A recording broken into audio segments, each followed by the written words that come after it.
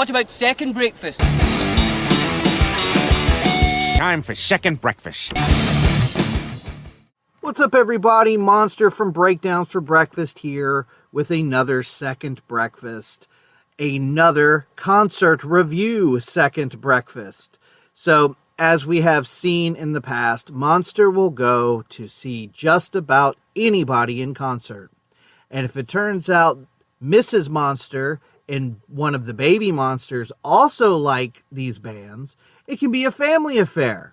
So this time, I'm here to talk about the concert that me, my wife, and my 6-year-old just went to, BabyMetal, featuring Black Veil Brides and Bloodywood.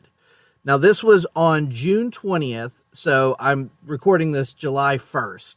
So it's just a couple weeks ago, and it was at the Skyla Credit Union in Charlotte, which, funny story about that, I had actually thought I had bought tickets for Raleigh at a place called the Red Hat Amphitheater and did not realize I picked the Charlotte, it was actually in Charlotte, until me and my wife and my daughter were in the car leaving to go.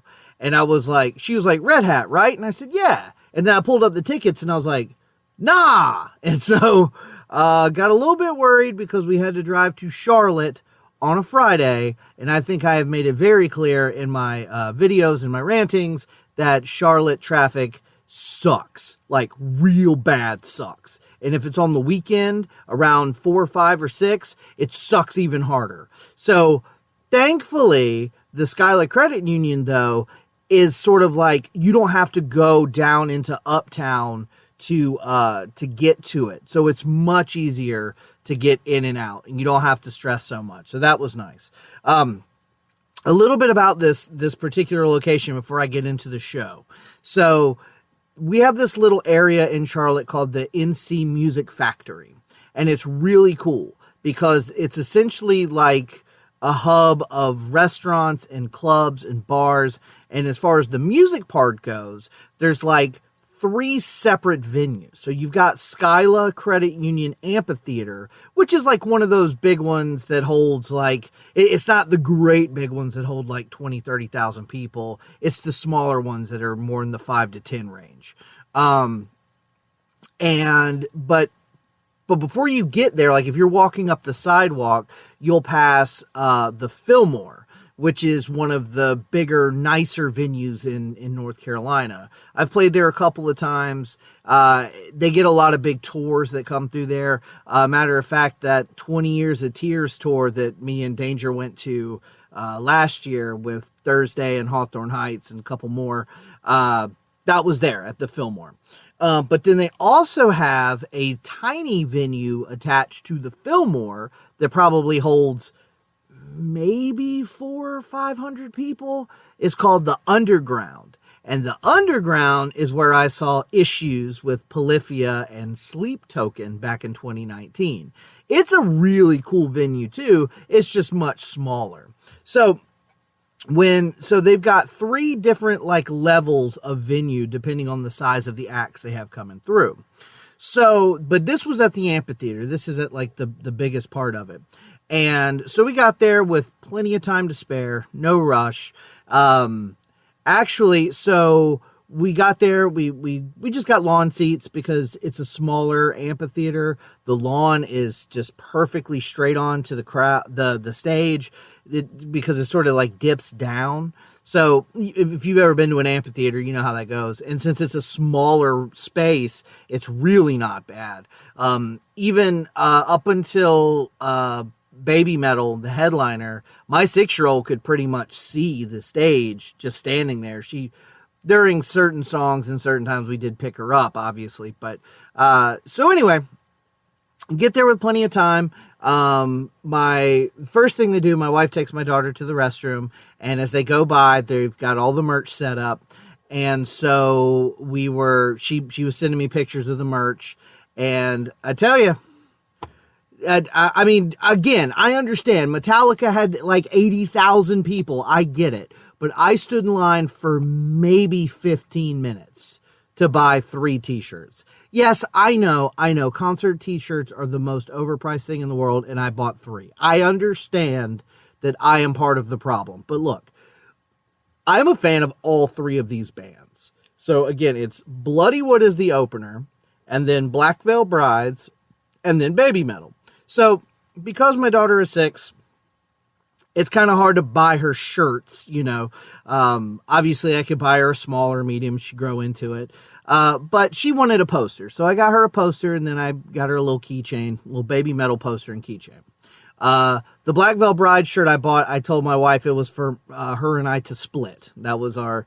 Because I asked her, I said, did you want one of these shirts? And she said, not really. So I said, okay, that's cool.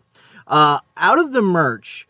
Bloodywood had the coolest stuff. And I did get a Bloodywood shirt that has an elephant that has a hammer. And it looks like it's quote-unquote blood, but it's like hot pink in like really wild colors. So it's really neat. The only thing I didn't like about it is it didn't have the tour dates on the back. And I'm a big guy for tour date shirts. So, but I got a Bloodywood shirt. Black Veil Bride shirt had the dates on the back. And then the BabyMetal shirt's cool. It's kind of anime looking, and again, has the dates on the back. So we get to our spot in the lawn, and Bloodywood comes out. And I don't know if I've talked about Bloodywood on the show before, but if I haven't, I should, because they freaking rule. Like, so if you've never heard of Bloodywood, they're essentially Indian nu metal. They are from New Delhi, and they basically have super heavy detuned riffs. They got one guy that kind of sings and screams, and they got another guy that raps. And it's super heavy, but it's bouncy and it's fun. And then mixed in with all that, they have like the actual like Indian folk instruments and have a lot of that like... I'm not going to make the sound and come across racist, but you know what I mean? Like it has like that Indian folk music mixed in with like the heavy chugs and the rap and the screaming, and it's great. It's so good. And so I was having a blast the whole time they were playing. 6-year-old wasn't as into it, but my wife dug it, and we were having a lot of fun. And the people around us, a lot of people were still sitting, but a lot of people were standing up. There was 1 or 2 people near us that were really into it and having a good time. And so one of the things that I do want to criticize, I don't want to say criticize, but one of the things that crossed my mind with Bloodywood and then also eventually Black Veil Brides was BabyMetal. If you've never heard of BabyMetal, they are a Japanese heavy metal band that essentially the vocalists are 3 young Japanese girls. They're in their 20s, I think, now. But the band themselves are all, guys, and it's super heavy. They all wear masks. So if this comes out during our month of masks, this totally fits. But it's not marketed as like a kids band, not necessarily. Like it's not necessarily like marketed as a children's act, but they are clean, except for when they have guest vocalists, which is something they have started to do in like mass over the past couple months and coming up on their new album, which comes out in August next month. Because like most of their music, now granted, most of the lyrics are in Japanese, but I have looked at a lot of the lyrics. Like one of their biggest songs is called Gimme Chocolate, and that's exactly what it's about. There's also a song called Headbangers, where it's just talking about banging your head to heavy metal. So it's like, they're fairly good-natured. So why does Bloodywood and Black Veil Brides have to say the F word and MFer like over and over in between every song? And my 6-year-old, like, we're not like super whatever. Like she's heard cuss words and she knows the difference between right and wrong. So she knows not to repeat those words. But every time they did it, she would like turn around and look at us like, really? Again? And kind of felt the same way. It was like, there are tons of kids in this audience. I will say, that is one of the most diverse crowds I've ever seen. I have seen, it was people of all different nationalities, all people on the gender spectrum. Like, it was really cool to see like that many different people. And then ages as well. We saw people that were probably in their 50s and 60s. My daughter was 6. She wasn't the youngest one there. So, but I digress. Bloodywood was fun. Very heavy, very bouncy, right up my alley. I had a lot of fun during the other two bands, but if I had to pick one, I would say Bloodywood is probably my favorite. So then Black Veil Brides comes out. Now, my kids and my wife have been fans of Black Veil Brides for a while. I think they like the music just fine, but I think they also find Andy to be a very, very good-looking person. And you know what? He is. There's no denying it. He's one of those, like, freaks that won the genetic lottery. He's just a gorgeous person. But anyway, so they came out, and what's interesting is when they performed, they did play like one or two newer songs, but they played a lot of their older stuff that's a little more like metalcore and had a little bit more screaming. And I think it was just because of who they were on tour with. Because we've seen them before open for In This Moment. And when they opened for In This Moment, I felt like they did a little bit more of the, I don't know exactly what you call it. I almost describe their, some of their more recent music as like Five Finger Death Punch from Hot Topic. Like it has that same kind of like rock, like it's not quite metal, but it's not new metal, it's not metalcore, it's heavier than just quote unquote rock and roll music, but it's not really butt rock either. So it's kind of this like in between thing, but it's catchy and it's well produced and it's a lot of fun. So I was surprised that during their set they mostly played sort of like their heavier, screamier stuff, but I guess it makes sense with who they were playing with. But anyway, they were good. Nothing really stood out, except, however, I think it was during their first song, something happened with the PA. So they were on stage playing, and the entire sound just disappeared. And they kept going. I'm imagining, like I was telling my wife this, they probably had their in-ear monitors working just fine and didn't even realize that the sound had cut out. At least not the first time, because it did it at least one more time, maybe two more times. And at that point, you could see Andy, the lead vocalist, kind of looking around like, what's going on? He might have heard it, or he might have just seen the people in the crowd looking around like, where the hell did the music go? You know, so I don't know for sure. But they were pretty good. They were fun. And so then, in between Black Veil Brides and BabyMetal, I took my daughter to walk around and look around and stuff. And what was kind of fun, I was going to show her.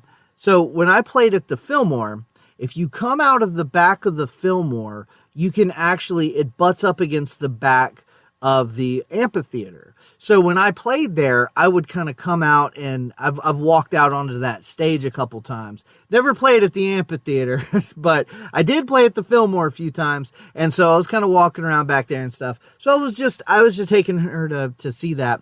And when we did, what was kind of cool was we actually could see kind of like the backstage area, and we saw a couple of the dudes from BabyMetal, the band members. They had their masks and their like robes on, and they were back there talking to people and stuff.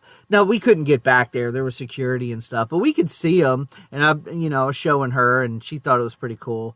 I think we were on our way to fill up our popcorn, because apparently popcorn was like $14, but it was bottomless, so you could just keep refilling it. So that's what we ate for 5 hours.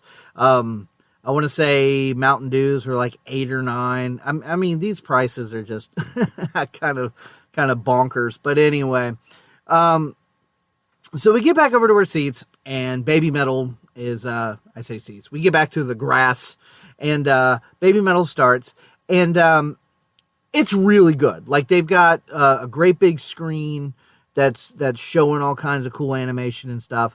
And here's something that they did that I thought was pretty cool. So I mentioned earlier that BabyMetal, actually, they've been around for like 12 or 13 years. Like, they've been around a long time. And just within, I mean, I guess they've always had like collaborators and stuff. A matter of fact, well, I'll get there. I'm getting ahead of myself. But on this new album, they have a whole lot of guest vocalists and actually guest guitar players as well. And so when they do those songs, up on the screen behind them, they will either play the music video where you see the guys that, or whoever's doing guest spots on the song, or they'll actually have just like a video of that person performing, almost like they might have shot it at some other time or something. And some of those people are Poppy, Alex Terrible from Slaughter to Prevail. Actually, the Slaughter to Prevail thing seems more like a Slaughter to Prevail song with BabyMetal, the girls singing on top of it. And then Electric Callboy, which that's a fun song. I think it's called Rat-a-tat-tat-ta. If you've never heard it, it's fun. The song with Alex Terrible is called 3, and it's, I mean, like I said, it's a Slaughter to Prevail song. It's brutal. Then they do another song, I think it's just called Metal, and Tom Morello plays a Tom Morello-esque guitar solo in the middle of it. So they had a big screen of him, like, playing. The one that, like, doesn't piss me off or anything, but, like, they do a song with Bloodywood. So I thought for sure those dudes are going to come out on stage and do the song with them. No, same thing. They just had a screen with the two singers. Like, that seemed like a little bit of a cop-out to me. But anyway, BabyMetal was a lot of fun. They were really cool. They were energetic. The girls talk a little bit between songs, and it's sort of hard to understand what they're saying.